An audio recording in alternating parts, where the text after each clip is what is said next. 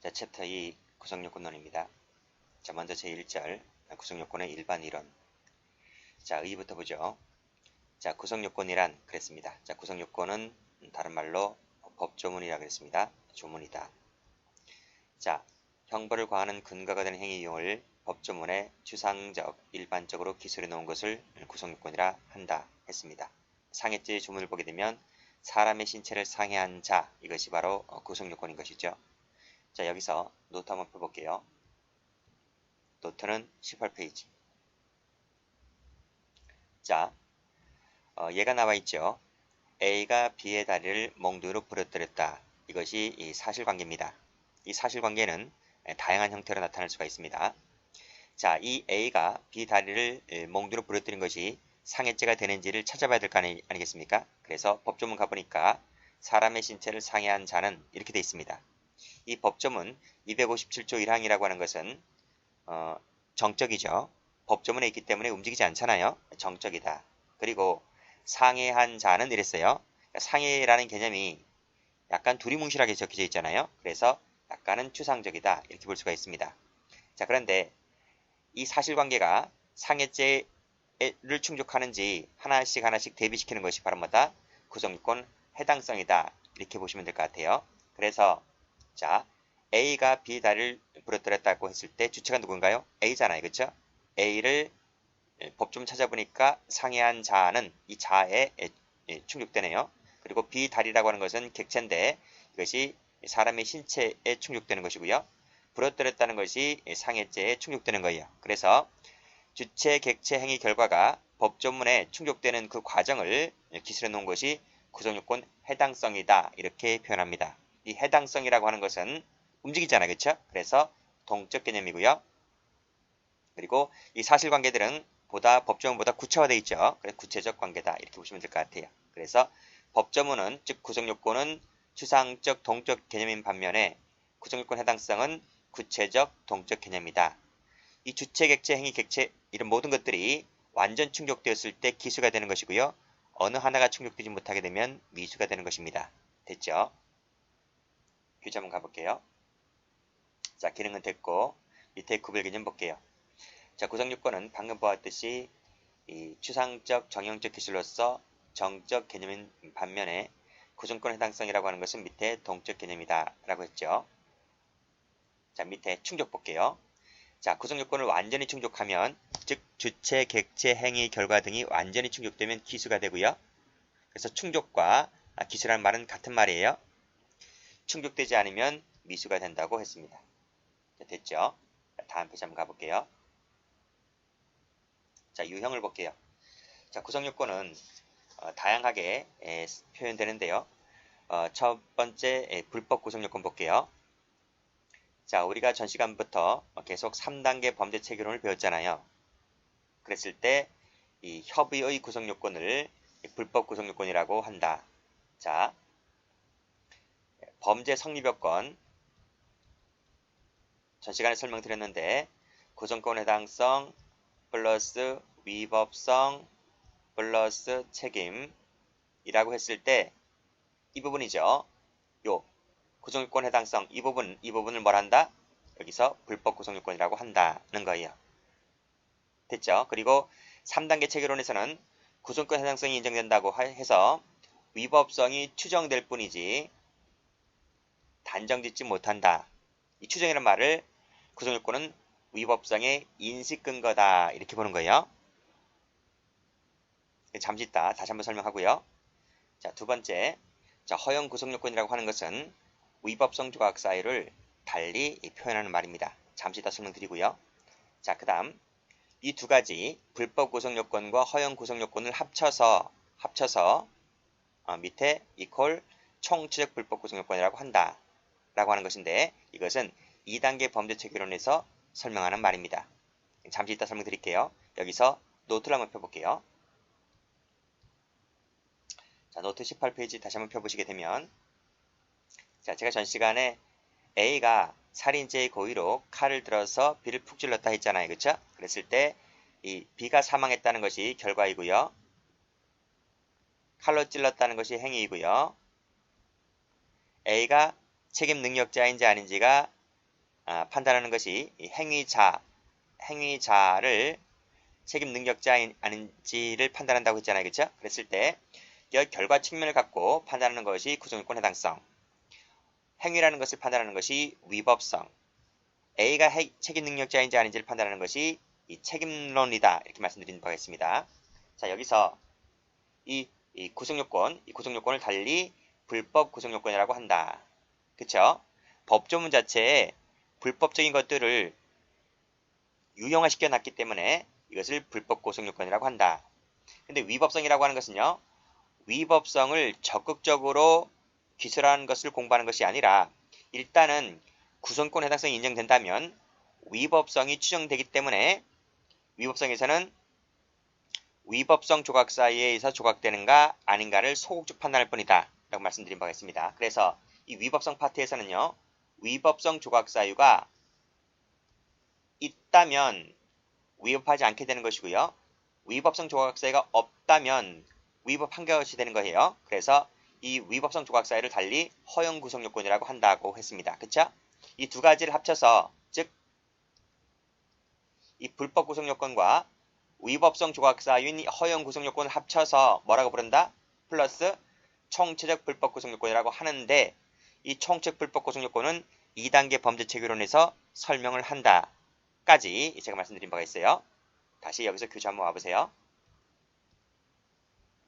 자, 특징은 아직 설명 안 드렸습니다. 일단은 잠시 후에 설명드리도록 하고요. 밑에 책임 구성 요건은 영아 살해죄에서 이 동기 이런 것을 책임 구성 요건이라고 부르고요. 보장 구성 요건이라고 하는 것은 죄형 법정주에서 쓰는 말인데, 죄형 법정주의, 죄와 형은 법에 규정되어 있어 한다는 것이잖아요. 그래서 이 보장 구성 요건이라고 하는 것은 법에 규정되는 가벌성의 전제 조건만을 말한다. 따라서 법조문에 없는, 즉 초법규적 위법성 책임 조각 사유는 보장 구성 요건에 포함되지 않는다 라고 하는 것이에요. 됐죠? 일단 설명은 불법 구성 요건, 허용 구성 요건 이 두 가지를 합쳐서 총책 불법이라고 한다. 여기까지만 정리하시면 될 것 같아요. 나머지는 아직 설명 안 드렸습니다. 자, 다음 구성 요건과 위법성의 관계를 볼 텐데요. 우리 통설은 인식근거설이에요. 1번 체크하시고. 그런데 이 통설이 인식근거설이긴 한데, 이 인식근거설이 출제되기보다는 그 다음 페이지에 나와 있는 이 소극적 구성요건 표지 이론이 출제가 더 잘 돼요. 과거 10년 동안에는 그 공무원 시험에서는 거의 이 판례 중심으로 출제가 되다 보니까 법이론은 거의 출제가 되지 않았거든요. 그러나 그 전에, 그 10년 이전의 시험에서는 이론이 출제가 된다고 하면 이 소극적 구성요건 표지 이론이 아주 출제가 잘 됐어요. 그래서 이제 공무원 시험에서도 이 형법 과목이 필수가 되다 보니까 이제 이 소극적 구성요건 표지 이론도 이제 공부할 때가 되었다라고 하는 것입니다. 잠시 이따 설명드리고요. 다시 앞으로 한번 가볼게요. 자, 인식근거설 다시 한번 볼게요. 구성요건에 해당하는 행위는 위법성을 징표한다. 징표 밑줄 그시고 다른 말로 추정한다. 이런 말입니다. 그래서 에메마이어라는 독일 학자는 이를 연기와 불의 관계로 비유하였다고 하는 것인데 무슨 얘기냐? 자, 여기 산이 있죠. A라는 사람이 무엇인가를 봤는데 무엇을 보았냐면 저 산골짜기에서 이렇게 연기가 올라와요. 연기가 솟아오른다. 솟아오르는 것을 A라는 사람이 봤습니다. 그래서 보자마자 무슨 걸 생각했겠어요? 아, 불났다. 그치? A가 생각한 것은 아, 불이 났구나. 불이 났다. 이렇게 생각했을 거예요. 그런데 이 산골짜기에서 나는 연기가 꼭 불이라고는 단정할 수 없잖아요. 그치? 밑에 여기서 불이 났다라고 단정할 수가 있어요? 거의 불일 확률이 많겠죠. 근데 불이 아닐 수도 있잖아요. 그쵸? 뭐 군사훈련해서 연막탄을 쏠 수도 있는 것이고요. 그래서 불이라고는 단정하지 못하지만 불이 났다라고 추정을 한다. 그래서 독일 학자는 뭐라 했다? 이를 연기와 불의 관계라고 비유하였다라고 하는 겁니다. 자, 이 인식근거설 같은 경우에는 가로 열고 3단계 범죄 체계론에서 주장하는 견해입니다. 그것이 오늘날의 통설이다라고 말씀드렸고요. 그래서 3단계 체계론 가보면요. 구성권 해당성 플러스 위법성 플러스 책임 이 세 가지가 구비가 되면 범죄가 성립한다라고 했잖아요. 성립 요건을 말씀드렸는데 그 중에서 이 두 가지 구성권 해당성 위법성 이 두 가지를 불법이라고 한다. 불법이라고 한다. 이렇게까지 설명드린 바가 있습니다. 그래서 1번 가보시면 구성권 해당성은 위법성과 함께 불법을 형성하게 되고 그쵸? 이 불법이라고 하는 것은 구성권 해당성이 있어야 되죠. 그리고 위법성 조각 사이가 없어야 돼요. 노트 펴볼까요? 노트 펴보시게 되면 이게 나와 있잖아요.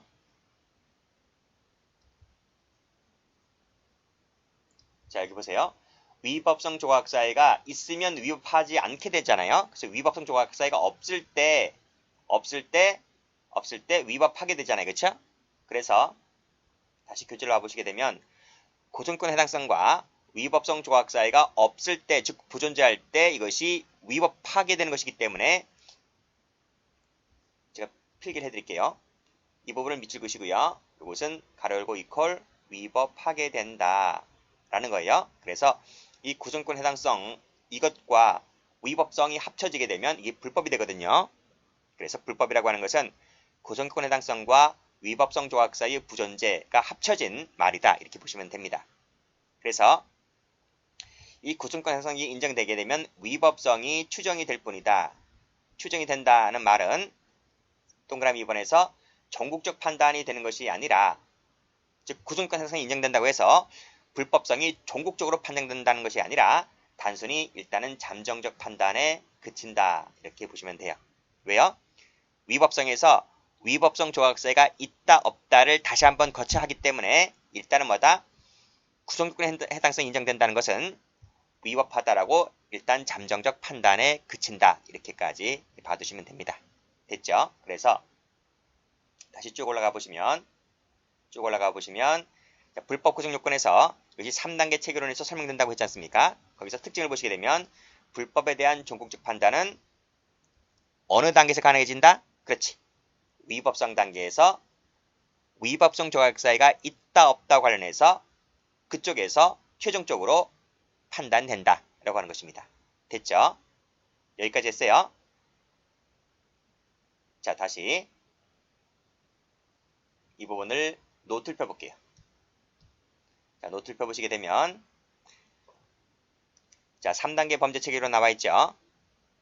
자 여기서 구성권 해당성, 위법성, 책임 요 세 가지가 모두 구비가 되었을 때 범죄가 성립한다. 성립 요건이라고 말씀드렸습니다.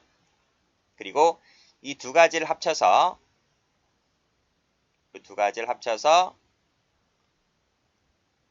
불법이다. 이렇게 말씀드린 바가 있고 그리고 구성 요건은 자, 구성 요건이 존재해야 돼요. 일단 법조문이 존재해야 되고요. 존재해야 된다고 해서 제가 플러스를 해놨습니다. 그리고 위법성 조각 사유는 존재하지 않아야 돼요. 그래서 제가 마이너스를 해놨어요. 그래서 이것이 합쳐지게 되면 이것이 불법이다. 이런 말이에요. 됐죠?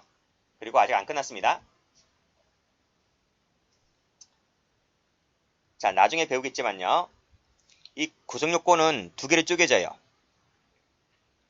위에 것이 객관적 구성 요건 요소, 밑에 것이 주관적 구성 요건 요소인데 그 주관적 구성 요건 요소의 대표적인 것이 바로 고의라고 했습니다. 고의. 이 고의라고 하는 것은 위에 있는 객관적 구성 요건 요소를 인식을 해야 돼요. 이 구성 요건이 존재한다는 주체, 객체, 행위, 결과 이것을 인식했을 때 구성 요건적 고의가 충족되는 거예요. 만약에 이 고의가 주체, 객체, 행위, 결과 등을 인식을 못하게 되지 않습니까? 인식을 못하게 되면 착오가 발생하게 되는데 그 착오가 무슨 착오다? 구성요건에서 발생하는 착오이다 보니까 이것을 구성요건적 착오다 이렇게 불러요. 어렵죠? 어렵지 않아요. 계속해서 반복해서 나오기 때문에. 됐죠? 다시 제가 이 그림을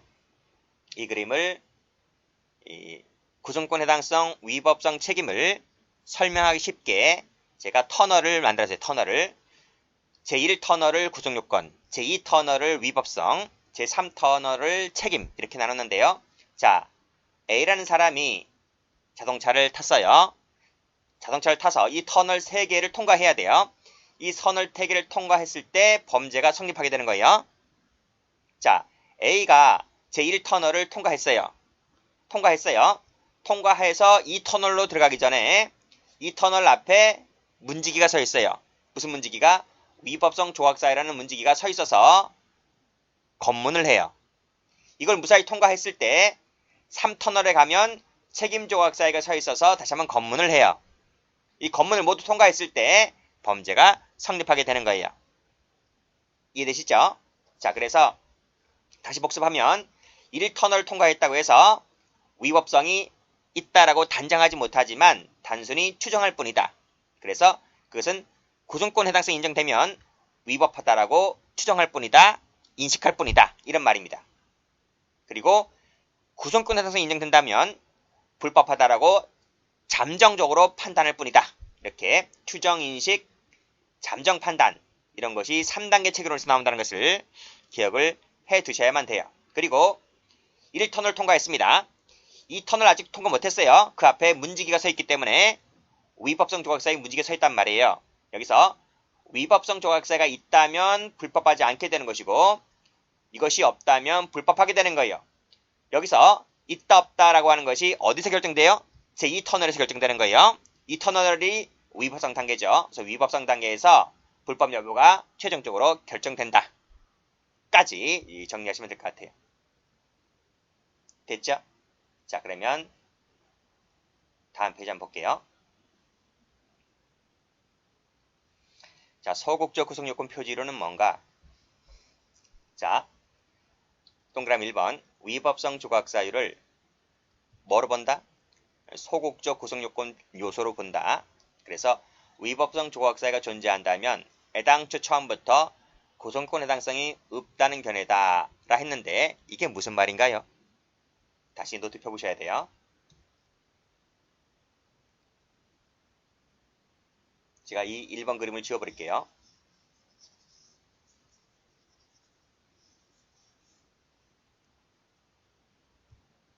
자, 됐어요? 됐어요? 자, 이 1번 그림에서 3단계 체계론에서 이 두 가지를 합쳐가지고 불법이라고 한다 그랬잖아요. 그쵸? 그쵸? 그리고 나서 책임 이것이 되면 3단계 된다고 했잖아요. 근데 2단계 체계론이라고 하는 것은 야, 뭐 그렇게 복잡하게 생각하냐. 처음부터 동그라미 3개를 그리지 말고 동그라미 2개 그리면 되지 않느냐. 즉, 이 불법이라고 하는 것을 밑에 끌고 내려와서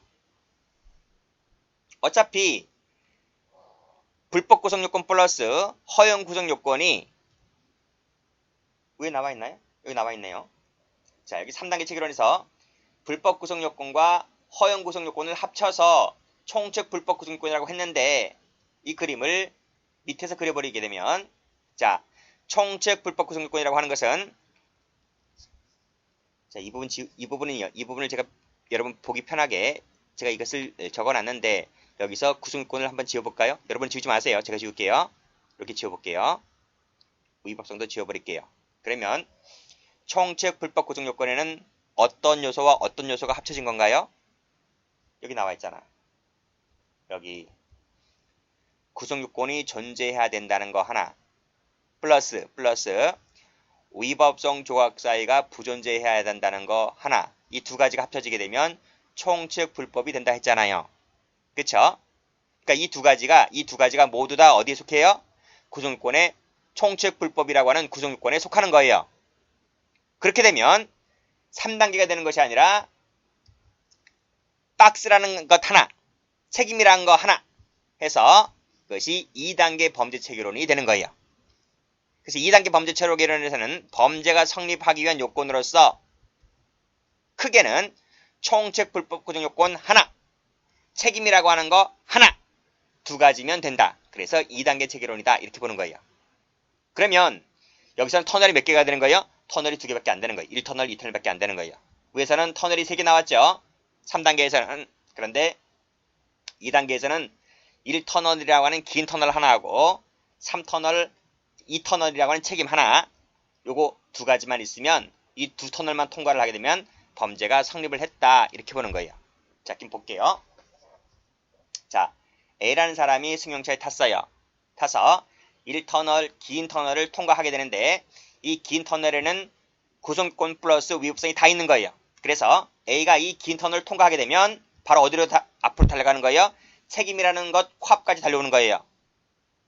즉 A가 이 긴 터널을 통과하게 되면, 즉 구성권 해당성이 인정된다면 100% 위법하다라고 단정 짓는다라는 거예요. 왜? 위법성이라고 하는 것이 긴 터널 안에 다 있기 때문에. 이 긴 터널을 통과하지 못한다면 애당초 구성권이라고 하는 터널을 통과하지 못하게 되는 거예요. 그래서 1터널을 통과했다는 그 의미가 어떻게 된다? 구성권 해당성이 인정된다면 100% 위법하다라고 단정 짓는다. 다시 말해서 구성권 해당성이 인정된다는 것은 위법성이 존재한다. 이렇게 표현이 되는 거예요. 그래서 구성권 해당성이 인정된다는 것은 불법하다는 것의 종국 판단이 된다. 이렇게 보고 있습니다. 그래서 위에 보고 있죠. 3단계에서는 추정, 인식 근거, 잠정 판단. 2단계에서는 단정, 존재 근거, 종국 판단. 그래서 이 1터널을 통과했다는 그 의미가 1터널을 위법성 조각사유가 존재하면 1터널이 통과가 안 돼요. 위법성 조각사유가 존재하지 않아야지 1터널을 통과하게 되는 거예요. 그래서 즉 불법이다 아니다라고 하는 것이 이 1터널 안에서 결정되는 거예요. 그래서 1터널이라고 하는 것이 바로 구성권 단계잖아요. 그렇죠? 그래서 2단계 체계론에서는 불법 여부가 구성요건 단계에서 결정이 되지만 3단계 체계론에서는 위법성 여부가 불법 여부가 위법성 단계에서 결정된다는 점에서 양자의 차이가 있습니다. 차이가 또 하나 있는데요. 자, 총책 불법 요건, 총책 불법 구성 요건도 구성 요건이잖아요. 구성 요건 두 가지가 있다 했죠. 위에 것을 객관적 구성 요건, 밑에 것을 주관적 구성 요건이라고 했고, 그 주관적 구성 요건의 대표적인 것이 고의가 있다고 했습니다. 이 고의는 자기 머리 위에 있는 객관적 구성 요건 요소를 인식을 해야 되는데 인식할 것이 하나 더 생겼어요. 뭐가 더 생겼어요? 위법성 조각사의 부전자가 지금 객관적 구성 요건 요소 안에 들어와 있기 때문에 이 고의라고 하는 것은 구성 요건이 존재한다는 것도 인식을 해야 될 뿐더러 위법성 조각사유가 부존재한다는 것까지도 같이 인식을 해버려야 돼요. 이 두 가지가 모두가 인식되었을 때 고의가 충족되는 거예요. 만약에 구성요건이 존재한다는 것을 인식하지 못했다든지 위법성 조각사유가 부존재한다는 것을 인식하지 못했다든지 했을 때는 착오가 발생하게 되는데 그 착오가 구성요건 속에서 발생하는 착오다 보니까 이것이 구성요건 착오인 거예요. 됐죠? 자, 그리고 위법성 조각사유가 부존재한다는 것은 제가 소구적 판단이라고 누누이 말씀드렸습니다. 교재와 볼게요. 자, 다시 한번 읽어볼게요. 위법성 조각사유를 소극적 구성요건 요소로 파악하여 위법성 조각사유가 존재한다면 애당초 처음부터 구성권 상성이 없다는 견해다. 다시 노트 펴볼게요. 자, A가 제1턴을 통과했잖아요. 자, 이 턴을 통과하려면 위법성 조각사유가 부존재해야 돼요. 부존재해야지 터널 통과할 수가 있는 거예요. 위법성 조각사유가 중간에 터널 안에 있으면 통과를 못해요. 그래서 위법성 조각사유가 존재한다면 처음부터 1터널 통과하지 않게 되는 것이다. 다시 말해서 처음부터 구성권 상성이 없게 되는 것이다. 와 같은 말이란 말이죠. 그래서 교재를 다시 한번 와보시게 되면 위법성 조각사유가 1터널 안에 존재한다면 애당초 처음부터 1터널을 통과하지 않게 되는 것이다. 이해되시죠? 즉 위법성 조각사유의 부존재는 적극적 구성권의 존재와 같은 의미를 가진다. 이렇게 보고 있습니다. 따라서 구성요건에 해당하게 되면 언제나 위법하게 되고, 따라서 구성요건은 위법성의 존재 근거가 된다 까지 봐두셔야 돼요. 그리고 밑에 나와 있는 내용에서 2단계 동그라미, 밑에 구성요건적 착오 동그라미, 이 두 가지를 필히 사인펜으로 칠하세요. 칠하셔서 외워두세요.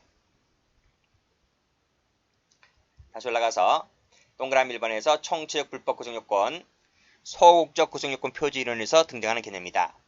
범죄체계는 불법과 책임이라고 하는 2단계로 구성이 되고, 밑에 소극적 구성요건 표지 이론은 위법성 조각사의 부존재를 고의의 인식 대상에 포함시킨다. 그쵸? 그리고 여기에서 발생하는 착오는 몽땅땅 무슨 착오다? 구성요건적 착오가 된다. 위법성 조각사의 전제에 사실하는 착오 역시 마찬가지로 이것도 역시 몽땅땅 구성요건 착오로 해결을 한다. 했잖아, 제가 설명. 여기서 했잖아, 여기서. 노트에서 했잖아. 자, 총책 불법 구성요건에는 구성권이 존재한다는 것과 위법성 조각사가 존재한다는 것 모두 존재하기 때문에 고의라고 하는 것은 앞에 것도 인식을 해야 되고 뒤에 것도 인식을 해야 된다. 어느 하나라도 인식을 못하게 되면 착오가 발생하게 되는데 그 착오가 몽땅 다 구성요건에서 발생한 착오이다 보니까 구성요건 착오로 푼다. 설명드렸잖아요. 그렇죠? 다시 오시게 되면 몽땅 다 구성요건 착오로 푼다는 거예요. 이해되시죠? 다시 쭉 한번 올라가 보세요. 올라가 보시면 앞 페이지 한번 가보세요.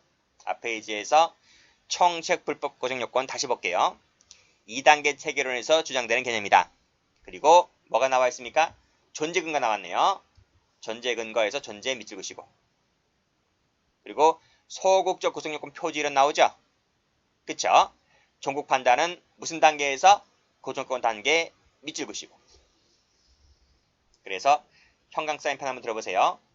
들어보시면 자, 차이가 나는 것을 색깔 칠해드릴게요. 위법성 색깔, 구성요건 색깔.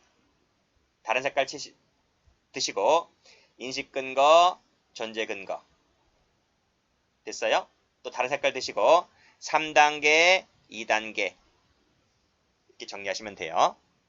그리고 쭉 내려와서 인식 근거에서 징표 색깔, 그 다음에 잠정적 판단 색깔.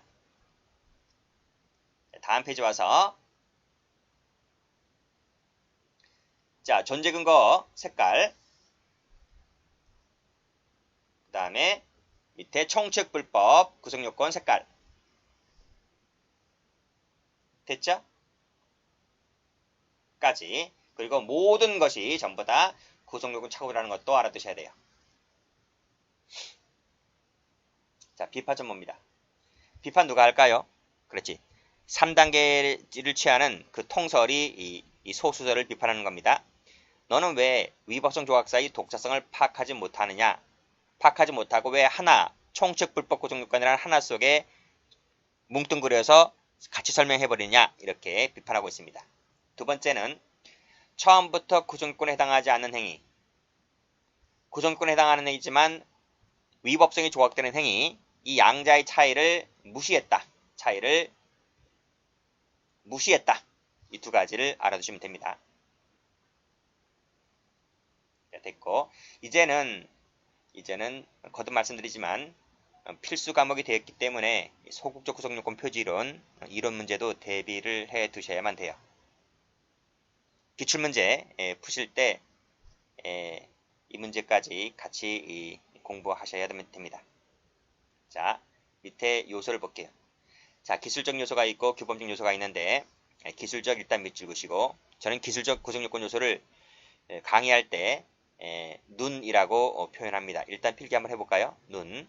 그러니까 눈으로 보자마자, 눈으로 보는 것은 모두 의미 파악이 되는 것들을 말합니다. 그래서 사람이라든지 재물이라든지 인신매매죄 사람 이런 것은 눈으로 보자마자 의미 파악이 되잖아요. 됐죠? 그리고 규범적 구성요건 요소라고 하는 것은 눈만으로는 의미 파악이 안 돼요. 그래서 이것은 머리로 판단해야 돼요.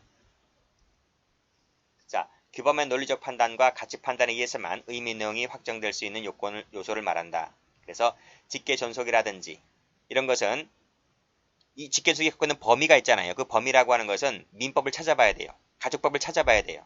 그리고 재물의 타인성일 때 이 타인성, 타인의 독자, 혼자, 타인 소유라고 하면 타인성이 인정되지만 타인과 내가 공유하고 있는 물건도 타인성으로 인정해 줘야 되느냐 라는 부분이 생겨나잖아요. 이런 것들은 법률적 평가를 받는 경우로서 규범적 구성요건 요소다 라고 하는 것입니다. 그리고 음란이라든지 명예라든지 업무라든지 이런 것들은 기술 그 자체만 갖고서는 의미를 확장하기 어렵고 뭐 사회적 경제적 평가를 받는 부분이기 때문에 이런 것들도 규범적 구성요건 요소라고 불러요. 자, 구별 실익을 볼게요. 자, 기술적 요소라고 하는 것은 사실의 인식만으로도 족하지만 왜요? 눈으로 보자마자 응립하게 되는 것들이기 때문에 그렇지만 규범적 요소 같은 경우는 그것만으로는 부족하게 되고 의미인식까지도 아울러 필요로 한다.